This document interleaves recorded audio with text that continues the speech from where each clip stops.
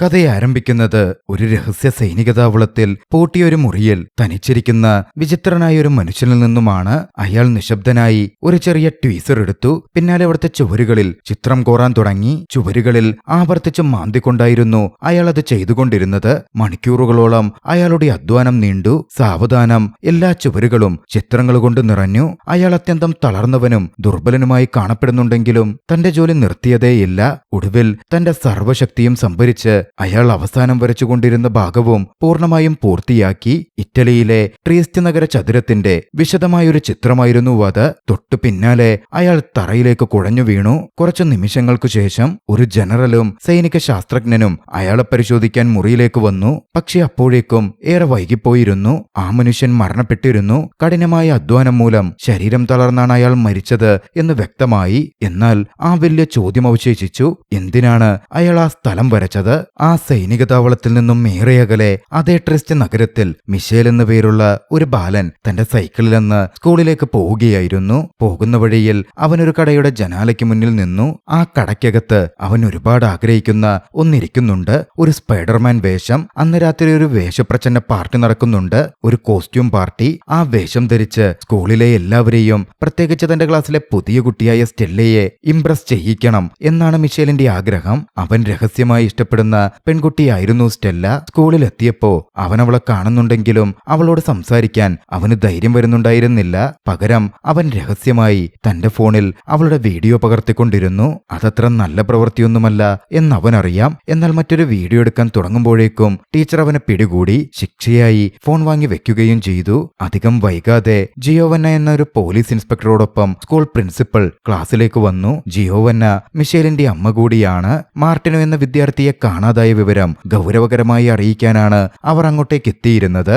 ആർക്കെങ്കിലും അതിനെപ്പറ്റി എന്തെങ്കിലും അറിയാമെങ്കിൽ പറയുവാനും അവർ ആവശ്യപ്പെട്ടു. പിന്നാലെ കുട്ടികൾക്കുള്ള മുന്നറിയിപ്പൊക്കെ നൽകിയ ശേഷം ജിയോവന്ന മിഷേലിന്റെ അടുത്തേക്ക് നടന്നു വന്നു. അവൻ വീട്ടിൽ മറന്നുവെച്ച് ലഘുഭക്ഷണ പൊതി കൈമാറി. എല്ലാവരുടെയും മുന്നിൽ വെച്ച്, പ്രത്യേകിച്ച് താൻ അങ്ങനെ കുഴപ്പത്തിലായി നിൽക്കുന്ന സമയത്ത് അമ്മ വന്ന് ഭക്ഷണം തന്നത് മിഷേലിനെ വല്ലാതെ ലജ്ജിപ്പിക്കുന്നുണ്ടായിരുന്നു. പരിഭ്രമം കൊണ്ട് അവന്റെ മൂക്കിൽ നിന്ന് പെട്ടെന്ന് രക്തമൊഴുകാൻ തുടങ്ങി. അവൻ പെട്ടെന്ന് ടീച്ചറോട് അനുവാദം വാങ്ങിച്ച് നേരെ ബാത്റൂമിലേക്ക് ഓടി. എന്നാൽ ബാത്റൂമിൽ കയറിയുടനെ മിഷേൽ ആക്രമിക്കപ്പെട്ടു.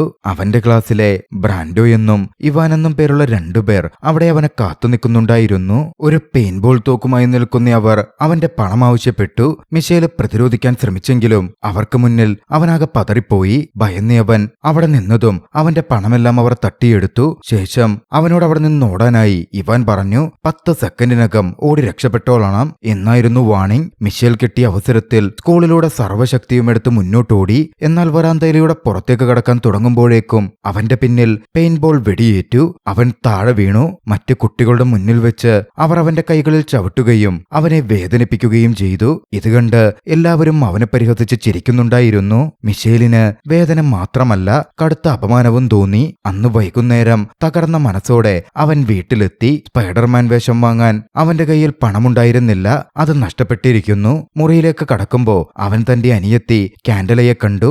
അവനെപ്പോലെ തന്നെ അവൾക്കും സൂപ്പർ ഹീറോകളെ വലിയ ഇഷ്ടമാണ്. പക്ഷെ മിഷേലിന് ആരോടും സംസാരിക്കാൻ തോന്നിയില്ല.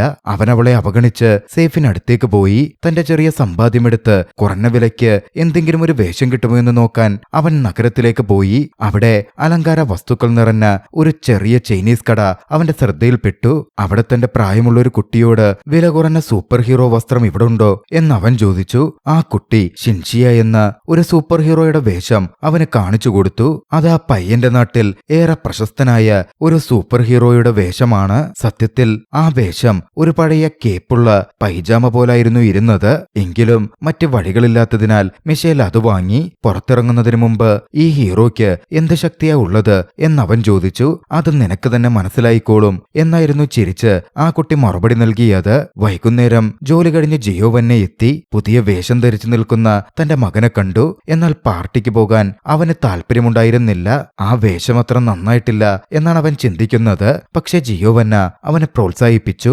അവന്റെ പരേതനായ പിതാവിനെ പോലെ ഭയത്തെ ധൈര്യപൂർവ്വം എതിരിടണം എന്നവൾ പറഞ്ഞു. അദ്ദേഹം നഗരത്തിലെ ധീരനായ ഒരു പോലീസ് ഓഫീസർ ആയിരുന്നു. അതൊക്കെ കേട്ടതും മിഷേൽ ഒടുവിൽ പാർട്ടിക്ക് പോകാൻ സമ്മതിച്ചു. പാർട്ടിയിൽ ബ്രാൻഡോയിൽ നിന്നും ഇവാനിൽ നിന്നും ഒഴിഞ്ഞുമാറാൻ അവൻ ശ്രമിക്കുന്നുണ്ടെങ്കിലും പെട്ടെന്നവൻ സ്റ്റെല്ലയുടെ മുന്നിലെത്തി. മേരി ആൻഡ്രോനെറ്റ് എന്ന വേഷമായിരുന്നു അവൾ ധരിച്ചിരുന്നത്. മിഷേലിനെ അത്ഭുതപ്പെടുത്തിക്കൊണ്ട് അവൾ അവന്റെ വേഷത്തെ പുകഴ്ത്തി. കുറച്ചു നേരത്തേക്ക് കാര്യങ്ങളൊക്കെയും ശുഭകരമായി തോന്നി. അവർ സംസാരിക്കുകയും ചിരിക്കുകയും ഒക്കെ ചെയ്യുന്നുണ്ടായിരുന്നു. പക്ഷെ അവരങ്ങനെ ഒരുമിച്ച് നിൽക്കുന്നതും ചിരിച്ചു കളിക്കുന്നതുമൊന്നും ബ്രാൻഡോക്ക് തീരെ അങ്ങ് ഇഷ്ടപ്പെട്ടില്ല.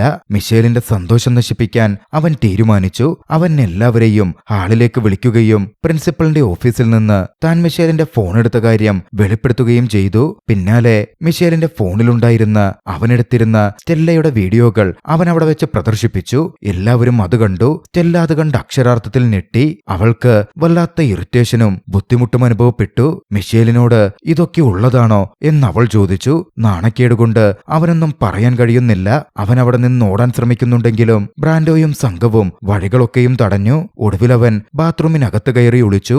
ദേഷ്യവും വിഷമവും കൊണ്ട് അവൻ തന്റെ വേഷത്തിലേക്ക് നോക്കി ചോദിച്ചു, ഈ ഷിൻഷിയക്ക് എന്ത് ശക്തിയാ ഉള്ളത്? വല്ലാത്ത രോഷത്തിലായിരുന്നു അവൻ. ആ നിമിഷം തന്നെ കെട്ടിടത്തിന് സമീപം ശക്തമായ ഇടിമിന്നലുണ്ടായി. നഗരം മുഴുവൻ ഇരുട്ടിലായി. കുറച്ചു സെക്കൻഡുകൾക്ക് ശേഷം വൈദ്യുതി തിരികെ വന്നു. മിഷേൽ ബാത്റൂം ജനാലയിലൂടെ പുറത്തിറങ്ങി വീട്ടിലേക്കോടി. വീണ്ടും അവൻ എല്ലാവരുടെയും മുന്നിൽ അപമാനിതനായിരിക്കുന്നു. അടുത്ത ദിവസം രാവിലെ സ്കൂളിൽ പോകാൻ എഴുന്നേറ്റ മിഷേലിന് എന്തോ അസ്വാഭാവികത അനുഭവപ്പെട്ടു. അവന്റെ നായ മാരിയോ അവനെ വിചിത്രമായി നോക്കുന്നു. വൈകിയതുകൊണ്ട് അവനതൊന്നും കാര്യമാക്കിയില്ല. പല്ല് തേക്കാൻ ബാത്റൂമിലേക്ക് പോയ മിഷേൽ കണ്ണാടിയിൽ കണ്ട കാഴ്ച കണ്ട് അക്ഷരാർത്ഥത്തിൽ നടുങ്ങിപ്പോയി. അവന്റെ ശരീരം പൂർണ്ണമായും അദൃശ്യമായി മാറിയിരിക്കുന്നു. അവൻ അത് കണ്ട് ആകെ പരിഭ്രാന്തനായി. ആ സമയം ജിയോവന്ന മുറിയിലേക്ക് വരുന്നുണ്ടെങ്കിലും അവൾക്കവനെ കാണാൻ കഴിയുന്നുണ്ടായിരുന്നില്ല. അതാകട്ടെ മിഷേലിനെ കൂടുതൽ കുഴപ്പിച്ചു. അവൻ വേഗത്തിലൊരു കത്തെഴുതി കട്ടിലിൽ വെക്കുകയായിരുന്നു. താൻ നേരത്തെ സ്കൂളിലേക്ക് പോയി എന്നാണ് ആ കുറിപ്പിൽ എഴുതിയിരുന്നത്. ജിയോവന്ന അത് കണ്ടെടുത്ത് വായിച്ച് അവൻ സ്കൂളിൽ പോയി എന്ന് കരുതി നേരെ ജോലിക്കായി പുറപ്പെട്ടു. മിഷേൽ എങ്ങനെ സാധാരണ നിലയിലാകുമെന്നറിയാതെ മുറിയിൽ തന്നെ തുടർന്നു. തന്റെ അദൃശ്യ ശരീരം മറയ്ക്കാൻ അവനൊടുവിൽ കയ്യുറകളും തൊപ്പിയും കറുത്ത കണ്ണടയും ധരിച്ചു. സ്കൂളിലെത്തിയപ്പോ ഇങ്ങനെ നടക്കുന്നത് അപകടമാകും എന്നവൻ തിരിച്ചറിഞ്ഞു. അവനൊരു പരീക്ഷണം നടത്താൻ തീരുമാനിച്ചു. അവൻ തന്റെ വസ്ത്രങ്ങളൊക്കെ അഴിച്ചുമാറ്റി നേരെ ക്ലാസ്സിലേക്ക് നടന്നു. ആരും അവനെ കാണുന്നേയുണ്ടായിരുന്നില്ല. താൻ അദൃശ്യനാണെന്ന് അവന് വ്യക്തമായി. അവൻ ഈ ശക്തി ഉപയോഗിക്കാൻ തീരുമാനിച്ചു. ആദ്യം അവൻ ഇവാന്റെ പെയിന്റ്ബോൾ തോക്ക് ഉപയോഗിച്ച് ബ്ലാക്ക് ബോർഡിലേക്ക് വെടിയുതിർത്തു. പേടിച്ചുപോയ ടീച്ചർ ഇവാനെ ക്ലാസ്സിൽ നിന്ന് പുറത്താക്കി. അടുത്ത ഇര ബ്രാൻഡോ ആയിരുന്നു. അവൻ സ്കൂളിലെ ടെന്നീസ് ഫൈനൽ കളിക്കുകയായിരുന്നു. അദൃശ്യനായി നിന്ന് മിഷേൽ അവന്റെ ഷോട്ടുകളൊക്കെ തട്ടിപ്പാളിച്ചു കളഞ്ഞു. ഓരോ തവണയും ബ്രാൻഡോ പന്തടിക്കാൻ ശ്രമിക്കുമ്പോ എന്തോ തടസ്സമുണ്ടാവുകയാണ്. ഒടുവിൽ എല്ലാവരുടെയും മുന്നിൽ വെച്ച് അവൻ മത്സരത്തിൽ പരാജയപ്പെടുക പോലും ചെയ്തു. മിഷേലാകട്ടെ അവിടെയും നിർത്തിയില്ല. ലോക്കർ റൂമിൽ വെച്ച് ബോൾ തനിയെ മൂവ് ചെയ്യിപ്പിച്ച് അവൻ ബ്രാൻഡോയെ ഭയപ്പെടുത്തി. പ്രേതമാണെന്ന് കരുതി ബ്രാൻഡോ പേടിച്ചോടി. പിന്നീട് തന്റെ അവസാന പരീക്ഷണത്തിനായി മിഷേൽ പെൺകുട്ടികളുടെ ഡ്രസ്സിംഗ് റൂമിലേക്ക് കയറി. അവനവിടെ ഇരിക്കുമ്പോ സ്റ്റെല്ല ഒരു ടവൽ അങ്ങോട്ടേക്കെറിഞ്ഞു. വസ്ത്രം മാറാനെത്തിയപ്പോൾ അവൾ എറിഞ്ഞതായിരുന്നു. പക്ഷെ ടവൽ വന്ന് വീണതാകട്ടെ അവന്റെ ദേഹത്തും. അതോടെ ആ ടവൽ പെട്ടെന്ന് ഒരു മനുഷ്യരൂപത്തിലായി. അത്ഭുതപ്പെട്ട സ്റ്റെല്ല അതിൽ പിടിക്കാൻ ശ്രമിക്കുമ്പോ മിഷേല് പെട്ടെന്ന് ദൃശ്യമായി. അവന്റെ അദൃശ്യശക്തി മാഞ്ഞുപോയിരുന്നു. പെൺകുട്ടികൾ അതോടെ പേടിച്ച് നിലവിളിച്ചു. പിന്നെ പറയണ്ടല്ലോ, കാര്യം ആകെ പ്രശ്നമായി. മിഷേലിനെ സ്കൂളിൽ നിന്ന് പുറത്താക്കുമെന്ന അവസ്ഥ വന്നു. അടുത്ത ദിവസം കാര്യങ്ങൾ കൂടുതൽ വഷളാവുകയായിരുന്നു. സ്കൂളിലേക്ക് എത്തിയപ്പോ എല്ലാ പെൺകുട്ടികളും അവനെ അറപ്പോടെയായിരുന്നു നോക്കിയത്. മിഷേലാകെ പരിഭ്രാന്തനാവുകയും അതോടെ വീണ്ടും അദർശനാവുകയും ചെയ്തു. തന്റെ രഹസ്യം ആരെങ്കിലും അറിയുമെന്ന് ഭയന്ന് അവൻ പിന്നാലെ വീട്ടിലേക്കോടി. വീട്ടിലെത്തിയപ്പോഴോ മിഷേലിന്റെ അനിയത്തി കാൻഡല വായുവിലൊഴുകുന്ന അദൃശ്യമായ മുഖം കണ്ടു.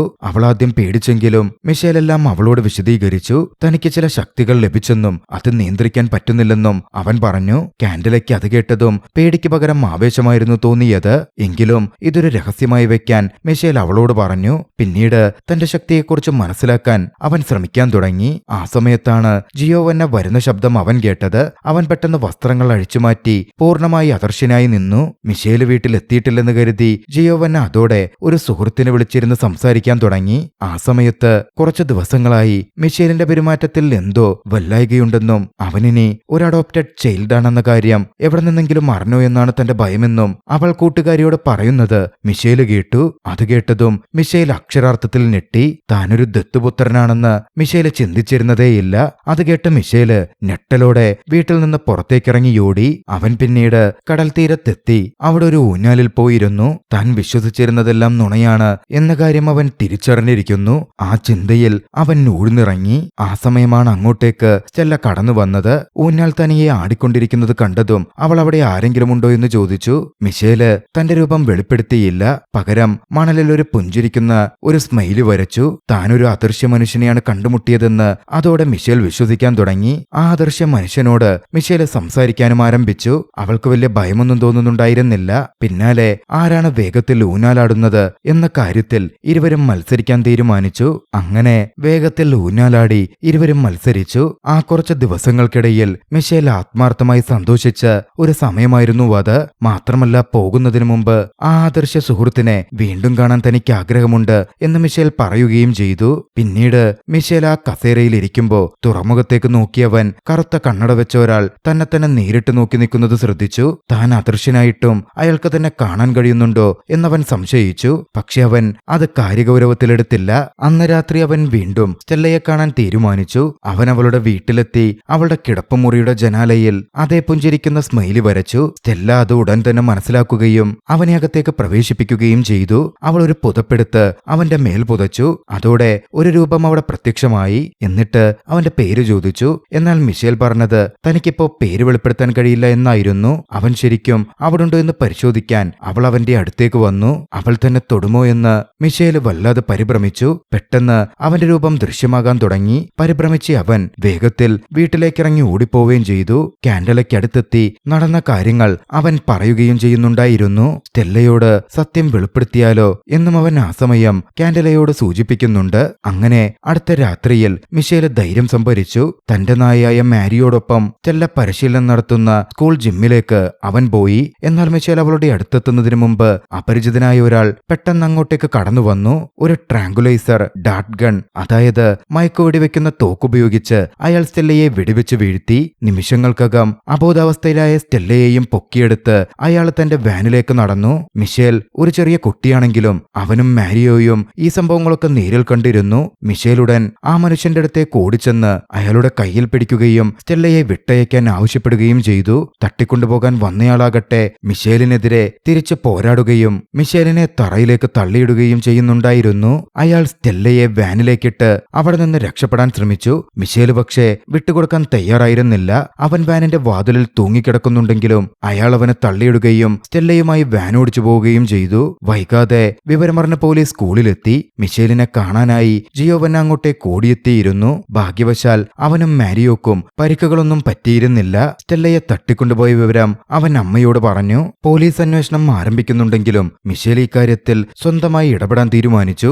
ശേഷം അവൻ തന്റെ സൂപ്പർ ഹീറോ വേഷം വീണ്ടും എടുക്കാനായി പോയി. എന്നാൽ അവന്റെ അമ്മ അത് കഴുകിയതായി അവന്റെ ശ്രദ്ധയിൽപ്പെട്ടു. അവൻ വീണ്ടും ആ വേഷം ധരിച്ചപ്പോ അവൻ അദൃശ്യനാകാൻ പറ്റുന്നുണ്ടായിരുന്നില്ല. ദേഷ്യം വന്ന മിഷേൽ ജിയോവന്നയുമായി അന്ന് വഴക്കുണ്ടാക്കി. തന്റെ ആ കോസ്റ്റ്യൂം കഴുകിയത് തന്റെ ശക്തികൾ ഇല്ലാതാക്കി എന്നവൻ അവളോട് പറയുന്നുണ്ടായിരുന്നു. അവനെന്താ ഈ പറയുന്നതെന്ന് ആ അമ്മയ്ക്കാണെങ്കിൽ ഒരു ധാരണയും കിട്ടിയില്ല. ദേഷ്യം സഹിക്കാൻ പറ്റാതെ മിഷേൽ താൻ അമ്മയെ വെറുക്കുന്നു എന്ന് വിളിച്ചു പറഞ്ഞു. കൂട്ടത്തിൽ അവർ തന്റെ യഥാർത്ഥ അമ്മയല്ലെന്ന് പോലും അവൻ അങ്ങ് പറഞ്ഞു. അവൻ ദേഷ്യത്തോടെ പുറത്തേക്ക് പോയതിന് തൊട്ടു പിന്നാലെ അവിടുത്തെ ബുക്കേസിന്റെ ഗ്ലാസ് പെട്ടെന്ന് തകർന്നു. അവന്റെ ദേഷ്യം കാരണമാണ് അത് സംഭവിച്ചത് എന്ന് വ്യക്തമാകുന്നുണ്ടായിരുന്നു. തുറമുഖത്തേക്ക് അവൻ നടക്കുമ്പോ വീണ്ടും കറുത്ത കണ്ണട ധരിച്ച ആ മനുഷ്യനെ കണ്ടു. ഇത്തവണ ആ മനുഷ്യൻ തന്നെ പരിചയപ്പെടുത്തി. എന്റെ പേര് ആന്ദ്രേ എന്നാണെന്നും താനാണ് മിഷേലിന്റെ യഥാർത്ഥ പിതാവെന്നും അയാൾ അവനോട് പറഞ്ഞു. കൂട്ടത്തിൽ ചില കാര്യങ്ങളും അയാൾ പറഞ്ഞു വെച്ചു. താനൊരു സ്പെഷ്യൽ പേഴ്സൺ ആണെന്നും യാഥാർത്ഥ്യത്തെ മാറ്റാൻ കഴിയുന്ന ശക്തി തനിക്കുണ്ടെന്നും ആന്ദ്രേ വിവരിച്ചു. ആളുകളിൽ മറവി ഏൽപ്പിക്കാനും തനിക്ക് സാധിക്കും എന്നും ആന്ദ്രേ പറയുന്നുണ്ടായിരുന്നു. മിഷേൽ ആദ്യം അത് വിശ്വസിക്കുന്നുണ്ടായിരുന്നില്ല. അതുകൊണ്ട് തന്നെ ആന്ദ്രേ ഭൂതകാലത്തെ കുറെ കാര്യങ്ങൾ അവനോട് വിശദീകരിക്കാൻ തുടങ്ങി. വർഷങ്ങൾക്ക് മുമ്പ് റഷ്യയിൽ നടന്ന ഒരു ആണവയുദ്ധത്തിനു ശേഷം അതിജീവിച്ച ചിലരെ റേഡിയേഷൻ ബാധിച്ചിരുന്നു. പക്ഷേ അതോടെ അവർക്ക് വിചിത്രമായ ചില കഴിവുകൾ ലഭിച്ചു. ഇക്കാരണത്താൽ ശീതയുദ്ധകാലത്തെ ഒരു ജനറലിന്റെ നേതൃത്വത്തിൽ ഡിവിഷൻ എന്ന പേരിൽ സർക്കാർ ഒരു രഹസ്യ സൈനിക ലാബ് സ്ഥാപിച്ചു. ശക്തികളുള്ള ഈ മനുഷ്യരെ അവർ പരീക്ഷണങ്ങൾക്കായി ഉപയോഗിച്ചു. ആന്ദ്രയ്ക്ക് മറ്റുള്ളവരുടെ മനസ്സ് വായിക്കാനും ഓർമ്മകൾ മായ്ക്കാനുമുള്ള കഴിവുണ്ടായിരുന്നു. എന്നാൽ ആ ശക്തി അമിതമായി ഉപയോഗിച്ചത് അയാളെ അന്ധനാക്കി മാറ്റി. ലാബിൽ കഴിയുന്ന ആ സമയത്ത് അയാൾ അവിടെ ഉണ്ടായിരുന്ന എലീന എന്ന സ്ത്രീയുമായി പ്രണയത്തിലായി. സ്പെഷ്യലുകൾക്ക് കുട്ടികളുണ്ടാക്കാൻ പാടില്ല എന്ന നിയമം ഉണ്ടായിരുന്നിട്ടും അവർക്ക് മിഷേൽ എന്ന കുട്ടി ജനിച്ചു. എന്നാൽ സൈന്യം കുട്ടിയെ പരീക്ഷണങ്ങൾക്ക് ഉപയോഗിക്കും എന്ന് മനസ്സിലായതും അവർ അവിടെ നിന്ന് രക്ഷപ്പെടാൻ തീരുമാനിച്ചു. സൈനികർ അവരെ പിന്തുടർന്നു. തന്റെ കുടുംബത്തെ രക്ഷിക്കാൻ എലീന തന്റെ അദൃശ്യ ശക്തി ഉപയോഗിച്ച് അവർക്കെതിരെ പോരാടാൻ അവിടെ നിന്നു. ദുഃഖകരമെന്ന് പറയട്ടെ, ഒരു ചിത്രശലഭം അവളുടെ അദൃശ്യമായ ശരീരത്തിൽ വന്നിരിക്കുന്നത് ദൂരെ നിന്നൊരു സ്നൈപ്പർ ശ്രദ്ധിച്ചു. ആ സ്നൈപ്പർ അവൾക്കെതിരെ വെടിയുതിർത്തു. വെടിയേറ്റവൾ താഴെ വീണു. ആന്ത്രയ്ക്ക് തന്റെ പിഞ്ചുകുഞ്ഞായ മിഷേലുമായി അന്ന് ഓടിപ്പോകേണ്ടി വന്നു. സുരക്ഷിതമായ ഒരിടം തേടി അയാൾ യൂറോപ്പിൽ ഉടനീളം സഞ്ചരിച്ചു. തന്റെ ശക്തികൾ ഉപയോഗിച്ച് അയാൾ ജിയോവന്നയെ കണ്ടെത്തി. ഒരു അമ്മയാകാൻ ആഗ്രഹിച്ചിരുന്ന പോലീസ് ഇൻസ്പെക്ടറായ അവളുടെ വീട്ടുപടിക്കൽ അയാൾ മിഷേലിനെ ഉപേക്ഷിച്ചു. എന്നാൽ ഡിവിഷൻ ഒരിക്കലും ആ കുട്ടിയെ തിരയുന്നത് നിർത്തിയിരുന്നില്ല. കാരണം സൂപ്പർ പവറുള്ള മനുഷ്യരുടെ ഒരു സൈന്യത്തെ കെട്ടിപ്പടുക്കാൻ മിഷേൽ എന്ന കുട്ടി ഒരു കീ പേഴ്സണായി മാറിയേക്കാം എന്നായിരുന്നു അവർ ചിന്തിച്ചത്. അതെല്ലാം വിശദീകരിച്ച് പറഞ്ഞ ശേഷം അവിടെ നിന്ന് പോകുന്നതിനു മുമ്പ് ആന്ത്രേ മിഷേലിന് ഒരു പ്രത്യേക വേഷം നൽകി. അതിലൊരു റഷ്യൻ നെസ്സടയാളമുണ്ടായിരുന്നു. മനോഹരമായ ഒരു കോസ്റ്റ്യൂം. എലീന ഒരിക്കൽ ഉപയോഗിച്ചിരുന്ന അതേ മെറ്റീരിയൽ കൊണ്ടാണ് അത് നിർമ്മിച്ചിരുന്നത്. കുറച്ചു നിമിഷങ്ങൾക്കകം ജിയോവന്നയും അവളുടെ സഹപ്രവർത്തകനായ ഡോക്ടർ ബേസിലും അങ്ങോട്ടേക്കെത്തി. അതിനു മുമ്പ് ആന്ത്രേ അവിടെ നിന്ന് പോവുകയും ചെയ്തു. വെറ്റിനറി ക്ലിനിക്കിൽ നിന്ന് മാരിയോയെയും കൂട്ടി പിന്നാലെ അവർ വീട്ടിലേക്ക് മടങ്ങി. വീട്ടിലെത്തിയതും മിഷേൽ തന്റെ മുറിയിലേക്ക് ഓടിച്ചെന്ന് പുതിയ കോസ്റ്റ്യൂം ധരിച്ചു നോക്കി. അപ്പോഴാണ് ഡോക്ടർ ബേസിൽ വിളിക്കുന്നത്. ജിയോവന്ന വരുന്നവരെ കാത്തിരിക്കുമ്പോ നമുക്കൊരു ചായ കുടിക്കാം എന്നായിരുന്നു ബേസിൽ പറഞ്ഞത്. കോസ്റ്റ്യൂം ഉള്ളിൽ ധരിച്ച് പുറത്ത് വസ്ത്രവുമിട്ട് അവൻ താഴേക്കിറങ്ങി. പക്ഷേ ബേസിൽ അവന് ചായക്കപ്പ് നൽകുമ്പോ ഡോക്ടറുടെ ഷർട്ടിൽ രക്തക്കറകൾ ഉള്ളത് മിഷേലിന്റെ ശ്രദ്ധയിൽപ്പെട്ടു. എന്തോ കുഴപ്പമുണ്ട് എന്ന് അവന് തോന്നി. തനിക്ക് ബാത്റൂമിൽ പോകണമെന്ന് പറഞ്ഞ് അവൻ അവിടെ നിന്ന് മാറാൻ ശ്രമിച്ചു. പക്ഷേ അപ്പോഴാണ് ബേസില് അവനോട് പറഞ്ഞത് എല്ലാ വാതിലും പൂട്ടിയിരിക്കുകയാണ്, താൻ കുടുങ്ങിയിരിക്കുകയാണ് എന്ന് മിഷേലിന് മനസ്സിലായി. അതോടെ മിഷേൽ തന്റെ മാസ്ക് ധരിക്കുകയും വസ്ത്രങ്ങൾ അഴിച്ചുമാറ്റി വീണ്ടും ശക്തി ഉപയോഗിച്ച് അദൃശ്യനാവുകയും ചെയ്തു. അദൃശ്യരാവാനുള്ള ശക്തി ആ കോസ്റ്റ്യൂം കൊണ്ട് നിയന്ത്രിക്കാം എന്നവൻ തിരിച്ചറിഞ്ഞിരുന്നു. ബേസിൽ അതോടെ അദൃശ്യനായി അവനെ പിന്തുടർന്നു. പക്ഷേ അവൻ അടുക്കളയിലേക്ക് എത്തിയപ്പോ അദൃശ്യനായി നിന്ന മിഷേല് അയാൾക്ക് നേരെ കത്തികളെറിയാൻ ആരംഭിച്ചു. ഒരു കസേര ഉപയോഗിച്ച് ബേസിൽ അത് തടഞ്ഞു. മിഷേല് പിന്നാലെ ലിവിംഗ് റൂമിലേക്ക് ഓടി. എന്നാൽ ബേസിൽ ഒരു ചാക്ക് മൈദമാവെടുത്ത് വീട് മുഴുവൻ വിതറി. അതോടെ മിഷേലിന്റെ കാൽപ്പാടുകൾ തറയിൽ തെളിഞ്ഞു. അതയാൾക്ക് കാണാൻ പറ്റുന്നുണ്ടായിരുന്നു. ഓരോ ചുവടായി പിന്തുടർന്ന് അയാൾ മിഷേലിനെ പിടിക്കാൻ വേണ്ടി പിന്നാലെ ചെന്നു. മിഷേൽ ജനാലയിലൂടെ രക്ഷപ്പെടാൻ ഒരുങ്ങുമ്പോ ബേസിൽ അവനെ പിടികൂടി അലമാരയിലേക്ക് ചേർത്തു നിർത്തി. ആ സമയത്താണ് സത്യം വെളിപ്പെടുന്നത്. ബേസിലും യാഥാർത്ഥ്യത്തിൽ ഡിവിഷന് വേണ്ടിയിട്ടാണ് ജോലി ചെയ്യുന്നത്. മിഷേലിനെ ലാബിലേക്ക് തിരികെ കൊണ്ടുപോയി അവനെ ശക്തനായ സൈനികനാക്കി മാറ്റാനാണ് അയാൾ പദ്ധതിയിട്ടിരിക്കുന്നത്. അതാണ് അയാളുടെ ഡ്യൂട്ടിയും. പക്ഷേ ബേസിലിന്റെ കൂടെ ചെല്ലാൻ മിഷേൽ വിസമ്മതിച്ചു. അവൻ പെട്ടെന്ന് ബേസിലിനെ തൊഴിക്കുകയും ജനാലയിലൂടെ ചാടി രക്ഷപ്പെടുകയും ചെയ്തു. തെരുവിലെത്തിയ ഉടൻ അവൻ വീണ്ടും അദൃശ്യനായി നഗരത്തിലൂടെ ഓടാൻ തുടങ്ങി. വൈകാതെ തന്നെ അവനൊരു കാഴ്ച കണ്ടു. ഇവാൻ തന്റെ മോട്ടോർ സൈക്കിളിലിരിക്കുകയാണ്. ഓടിച്ചെന്ന് ഇവാന്റെ ബൈക്കിൽ കയറി അവൻ കാര്യങ്ങൾ വിശദീകരിക്കാൻ സമയമില്ലാത്തതുകൊണ്ട് ബൈക്ക് സ്റ്റാർട്ട് ചെയ്തു പോകാൻ ഇവാനോട് ആവശ്യപ്പെട്ടു. അദൃശ്യനായ ഒരു രൂപം വന്നങ്ങനെ പറഞ്ഞതും അതൊരു പ്രേതമാണെന്നായിരുന്നു ഇവാൻ ചിന്തിച്ചത്. ഭയന്നവൻ ബൈക്ക് വേഗത്തിൽ ഓടിച്ചുപോയി. ഇതേസമയം മറുവശത്ത് ഡിവിഷൻ ലാബിനകത്ത് സ്റ്റെല്ല ഒരു മുറിയിൽ പൂട്ടിയിരിക്കുകയാണ്. അവിടെ വെച്ചവൾ മാർട്ടിനോയെയും ബ്രാൻഡോയെയും കണ്ടു. അവരെയും ഡിവിഷനിലുള്ളവർ തന്നെ അങ്ങോട്ടേക്ക് തട്ടിക്കൊണ്ടുവന്നതായിരുന്നു. എത്രയും വേഗം അവിടെ നിന്ന് രക്ഷപ്പെടണം എന്ന് സ്റ്റെല്ല അവരോട് പറഞ്ഞു. അവള് ചുറ്റും നോക്കി. സീലിംഗിൽ ഒരു ദ്വാരം കണ്ടെത്തി. അവർ മൂന്നുപേരും ചേർന്ന് ഒരു ഹ്യൂമൻ ലാഡർ ഉണ്ടാക്കി അതിലൂടെ പുറത്തേക്ക് കടക്കാൻ ശ്രമിച്ചു. അതേസമയം ഇവാൻ മിഷേലിനെ ഒരു പഴയ വെയർഹൌസിലേക്ക് കൊണ്ടുപോയി. അവിടെ വെച്ച് മിഷേൽ തന്നെ റിവീൽ ചെയ്തു. ഇവാൻ അത് കണ്ട് ഞെട്ടിയിരുന്നു. പിന്നാലെ മിഷേൽ എല്ലാ കാര്യങ്ങളും വിശദീകരിച്ചു. മിഷേലിന് ശക്തികളൊക്കെയുണ്ടെന്ന് ഇവാൻ മനസ്സിലാക്കിയതോടെ അവൻ മിഷേലിനെ ബഹുമാനിക്കാൻ ആരംഭിച്ചു. ബ്രാൻഡോയെയും കാണാതായ വിവരം അവൻ മിഷേലിനെ അറിയിച്ചു. അവർ ഒരു രക്ഷാപ്രവർത്തന പദ്ധതി തയ്യാറാക്കി. എന്നാൽ മറ്റുള്ളവരെവിടെയാണ് തടവിലാക്കിയിരിക്കുന്നത് എന്ന് മിഷേലിന് അറിയില്ലായിരുന്നു. ഇതേസമയം തടവിലായിരുന്ന സ്റ്റെല്ല തന്റെ ജിംനാസ്റ്റിക് കഴിവുകൾ ഉപയോഗിച്ച് ഇടനാഴികളിലൂടെ പതിയെ നീങ്ങി. ഒടുവിലവൾ ഒരു എമർജൻസി സിഗ്നൽ ലാമ്പിനടുത്തെത്തി. സ്റ്റെല്ലയെയും മറ്റും അടച്ചിരുന്നത് ഒരു കപ്പലിനകത്തായിരുന്നു. തന്റെ അദൃശ്യ സുഹൃത്തിനെ ഓർത്തിയവൾ ഒരു അപായ സൂചന പുറപ്പെടുവിക്കാൻ തീരുമാനിച്ചു. അവൾ ആ വിളക്കിൽ പണ്ട് ആ അദൃശ്യ സുഹൃത്ത് വരയ്ക്കുന്ന രീതിയിൽ പുഞ്ചിരിക്കുന്ന ഒരു സ്മൈലി വരച്ചു. പിന്നാലെ ആ ലൈറ്റ് ഓണാക്കി ആകാശത്തേക്ക് തിരിച്ചു. ആകാശത്ത് പുഞ്ചിരിക്കുന്ന സ്മൈലി തെളിയുന്നുണ്ടായിരുന്നു. അവിടെ ഉണ്ടായിരുന്ന ഒരു ഗാർഡ് അവളെ പിടികൂടുന്നതിന്റെ തൊട്ടുമുമ്പ് അത് തെളിയിച്ചു നിർത്താൻ അവൾക്ക് കഴിഞ്ഞു. ദൂരെ ആകാശത്ത് ആ പ്രകാശം തെളിയുന്നത് മിഷേല് നോക്കിക്കണ്ടു. അതോടെ അവൻ ആ കാര്യം മനസ്സിലാക്കി. സ്റ്റെല്ല കപ്പലിലാണുള്ളത്. അങ്ങോട്ടേക്ക് മിഷേലും ഇവാനും നേരെ പുറപ്പെട്ടു ചെന്നു. അവർ അവിടെ എത്തുമ്പോ ആയുധധാരികളായ കാവൽക്കാർ എല്ലായിടത്തും ഉണ്ടായിരുന്നു. മിഷേലിനോട് അദൃശ്യനാകാൻ ഇവാൻ പറഞ്ഞു. മിഷേൽ അദൃശ്യനായ ഉടൻ ഇവാൻ തന്റെ പെയിന്റ്ബോൾ തോക്ക് ഉപയോഗിച്ച് അവിടുത്തെ പവർ ബോക്സിലേക്ക് വെടിയുതിർത്തു. അത് സുരക്ഷാ സംവിധാനത്തിൽ ഒരു ഷോർട്ട് സർക്യൂട്ട് ഉണ്ടാക്കി. ഈ അവസരം ഉപയോഗിച്ച് മിഷേൽ ആരുടെയും ശ്രദ്ധയിൽപ്പെടാതെ നേരെ ഉള്ളിലേക്ക് കടന്നു. സ്റ്റെല്ലയെ പാർപ്പിച്ചിരിക്കുന്ന മുറി അവൻ കണ്ടെത്തി. ഒരു അഗ്നിശമന ഉപകരണം എടുത്ത് ഒരു കാവൽക്കാരനെ അടിച്ചു വീഴ്ത്തിയ അവൻ അയാളുടെ തോക്ക് കൈവശപ്പെടുത്തി. മറ്റൊരു കാവൽക്കാരൻ കൂടി വരുന്നുണ്ടായിരുന്നെങ്കിലും മിഷേൽ അയാളെ ഭീഷണിപ്പെടുത്തി അവരെ അടച്ചിരുന്ന സെല്ല് തുറപ്പിച്ചു. പിന്നാലെ അവൻ സ്റ്റെല്ലയെയും മാർട്ടിനോയെയും ബ്രാൻഡോയെയും മോചിപ്പിച്ചു. പകരം ആ കാവൽക്കാരെ അവിടെ പൂട്ടിയിടുകയും ചെയ്തു.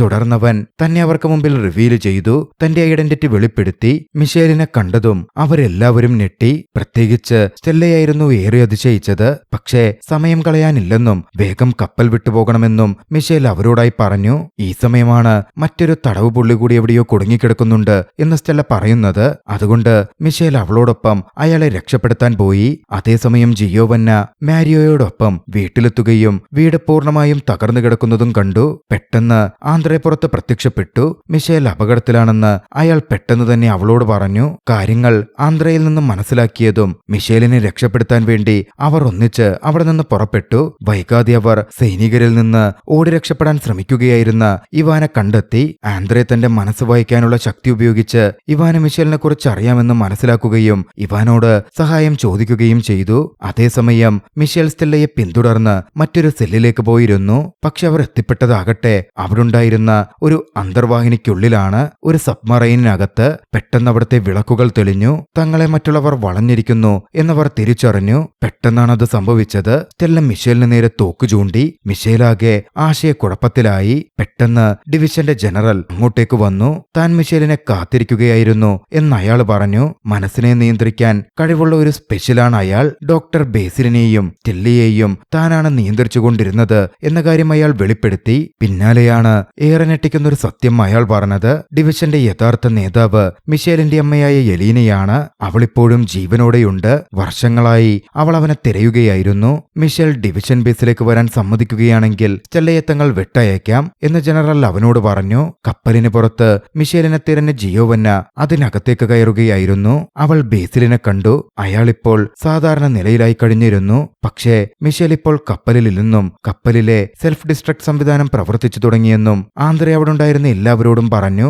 തന്റെ ശക്തി ഉപയോഗിച്ച് ആന്ത്രെ മനസ്സിലാക്കിയതായിരുന്നു അത്. നിമിഷങ്ങൾ മാത്രമായിരുന്നു ബാക്കിയായത്. ആന്ത്രയും ജിയോവന്നയും ബേസിലും ചേർന്നുകൊണ്ട് മാർട്ടിനോയെയും ബ്രാൻഡോയെയും കണ്ടെത്തി. കപ്പൽ പൊട്ടിത്തെറിക്കുന്നതിന് തൊട്ടുമുമ്പ് അവരെല്ലാവരും പുറത്തു കടന്നു. അതേസമയം അന്തർവാഹിനിക്കുള്ളിൽ സൈനികർ സ്റ്റെല്ലയെ ഒരു എമർജൻസി ക്യാപ്സൂളിലേക്ക് മാറ്റി. അതവളെ തിരികെ തുറമുഖത്തേക്ക് അയക്കുമായിരുന്നു. ഉടൻ തന്നെ മിഷേൽ തന്റെ അമ്മയെയും സാധാരണ മനുഷ്യരെക്കാൾ മികച്ചവരായ മറ്റ് സ്പെഷ്യലുകളെയും കാണുമെന്ന് ജനറൽ അവനോട് പറയുകയും ചെയ്തു. പക്ഷെ തന്റെ സുഹൃത്തുക്കളെയൊക്കെ ഉപേക്ഷിച്ച് അങ്ങനെ പോകാൻ മിഷേൽ വിസമ്മതിച്ചു. ആ ദേഷ്യത്തിന്റെ നിമിഷത്തിൽ അവനിൽ പുതിയൊരു ശക്തി ഉണർന്നു. തന്റെ ചിന്തകൾ മാത്രം ഉപയോഗിച്ച് അവന് വസ്തുക്കളെ ചലിപ്പിക്കാനും അവയെ നിയന്ത്രിക്കാനും സാധനങ്ങൾ തകർക്കാനുമുള്ള ശക്തി വന്നു. അവനത് ഉപയോഗിക്കാനും ആരംഭിച്ചു. വൈകാതെ അന്തർവാഹിനി ഉള്ളിൽ നിന്ന് തകരാൻ തുടങ്ങി. മിഷേൽ എമർജൻസി ക്യാപ്സൂളിനകത്തേക്ക് ഓടുകയും സ്റ്റെല്ലയെ ചേർത്തു പിടിക്കുകയും ചെയ്തു. അവർ ഒന്നിച്ച് തൊട്ടുപുറകെ ഉപരിതലത്തിലേക്ക് ഉയർന്നു. ഉപരിതലത്തിലെത്തിയതും അവരുടെ കാത്തുനിൽക്കുന്ന സുഹൃത്തുക്കളെയും മറ്റും അവർ നോക്കിക്കണ്ടു. മിനിറ്റുകൾക്ക് ശേഷം പോലീസ് അവിടെയെത്തി. അവരെ രക്ഷപ്പെടുത്തി. അവിടെ വെച്ച് എല്ലാവരുടെയും മുന്നിൽ മിഷേൽ തന്റെ അദൃശ്യശക്തി വെളിപ്പെടുത്തി. മിഷേൽ ഇപ്പോൾ നഗരത്തിലെ പുതിയ സൂപ്പർ ഹീറോവാണ് എന്നായിരുന്നു മാർട്ടിനോ അഭിമാനത്തോടെ പ്രഖ്യാപിച്ചത്. കൂടാതെ ദ ഇൻവിസിബിൾ ബോയ് എന്ന പേരും മാർട്ടിനോ അവന് നൽകുകയും ചെയ്തു. ജീവിതത്തിൽ ആദ്യമായി അവന് ചുറ്റിലുള്ളവരെല്ലാവരും അവന് വലിയ തോതിൽ ബഹുമാനം കൊടുക്കുകയായിരുന്നു. എന്നാൽ ഇതൊക്കെ കണ്ടുകൊണ്ടിരുന്ന ആന്ത്രെ മിഷേലിനെ അവിടെ നിന്ന് മാറ്റിക്കൊണ്ടുപോയി. പിന്നാലെ ഇപ്പോൾ നടന്ന കാര്യങ്ങളെക്കുറിച്ചുള്ള എല്ലാവരുടെയും ഓർമ്മകൾ മായ്ച്ചു കളയണം, അതായിരിക്കും നിനക്ക് നല്ലത് എന്നയാൾ മിഷേലിനോട് പറഞ്ഞു. പക്ഷെ മിഷേലിന് അതിന് താല്പര്യമില്ലായിരുന്നു. ആളുകൾ അവന്റെ ഐഡന്റിറ്റി അറിഞ്ഞാൽ ഡിവിഷൻ വീണ്ടും അവനെ തേടി വന്നുകൊണ്ടിരിക്കുമെന്ന് ആന്ത്രെ അവന് വാണിംഗ് നൽകി. അതോടെ മിഷേലിന് കാര്യങ്ങൾ വ്യക്തമായി. മറ്റു വഴികളൊന്നുമില്ലാത്തതുകൊണ്ട് മിഷേൽ നേരെ സ്റ്റെല്ലയുടെ അടുത്തേക്ക് പോയി. നാം വീണ്ടും കാണുമെന്ന് അവൻ ശാന്തമായ സ്വരത്തിൽ അവളോട് പറഞ്ഞു. അവൾക്കൊന്നും മനസ്സിലായില്ലെങ്കിലും ഒരു വിടവാങ്ങൽ ചുംബനം പോലെ അവൻ അവളെ ചുംബിച്ചു. തുടർന്ന് ആന്തരെ തന്റെ ശക്തി ഉപയോഗിച്ചു. അവിടെ നടന്ന കാര്യങ്ങളും മിഷേൽ ഒരു അദർശനായ ബാലനാണ് എന്ന കാര്യവും എല്ലാവരും മറന്നു. അടുത്ത ദിവസം രാവിലെ ഒരു പത്രസമ്മേളനം നടക്കുകയായിരുന്നു. സത്യങ്ങൾ മറന്നിരുന്ന പോലീസ് എല്ലാ ക്രെഡിറ്റും ഇൻസ്പെക്ടർ ജിയോവന്നയ്ക്ക് നൽകി. കുട്ടികളെ കണ്ടെത്തിയത് ജിയോവന്നയാണെന്ന് പ്രഖ്യാപിച്ചു. യഥാർത്ഥത്തിൽ എന്താണ് നടന്നതെന്ന് മിഷേലിന് അറിയാമെങ്കിലും തന്റെ അമ്മ നഗരത്തിന്റെ ഹീറോവായി അറിയപ്പെടുന്നത് അവനെ സന്തോഷിപ്പിക്കുന്നുണ്ടായിരുന്നു. അവരിരുവരും തമ്മിലുള്ള ബന്ധം കൂടുതൽ ഊഷ്മളമാവുകയും ചെയ്തു. പിന്നീട് മിഷേൽ സ്കൂൾ ജിമ്മിലേക്ക് പോയി. കാണാതായ വിദ്യാർത്ഥികൾ തിരിച്ചെത്തിയത് സ്കൂളിൽ വലിയ ആഘോഷങ്ങൾക്ക് തുടക്കം കുറിച്ചിട്ടുണ്ട്. സ്റ്റെല്ലയും അവിടെ ഉണ്ടായിരുന്നു.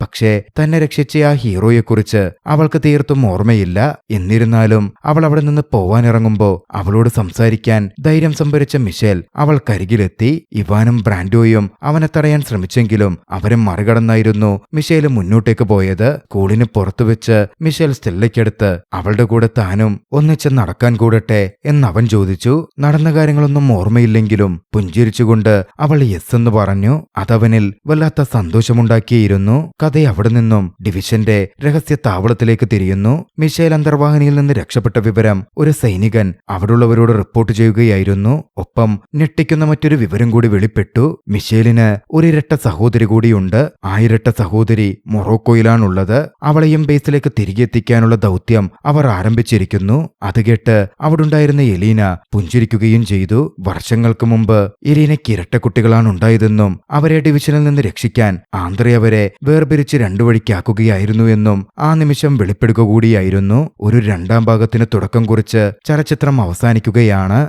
രസകരമായ ഈ ഒരു ചലച്ചിത്രം നിങ്ങൾക്കിഷ്ടമായെങ്കിൽ വീഡിയോ ലൈക്ക് ചെയ്യുക. അഭിപ്രായങ്ങളും നിർദ്ദേശങ്ങളും കമന്റുകളിൽ രേഖപ്പെടുത്തുക. കഴിയുമെങ്കിൽ ചാനൽ സബ്സ്ക്രൈബ് ചെയ്തും കൂട്ടുകാർക്ക് ഷെയർ ചെയ്തു കൊടുത്തും ഞങ്ങളെ സപ്പോർട്ട് ചെയ്യുക. അടുത്ത എപ്പിസോഡിൽ മറ്റൊരു മികച്ച ചലച്ചിത്രവുമായി നമുക്ക് കണ്ടുമുട്ടാം. അതുവരെ ബൈ.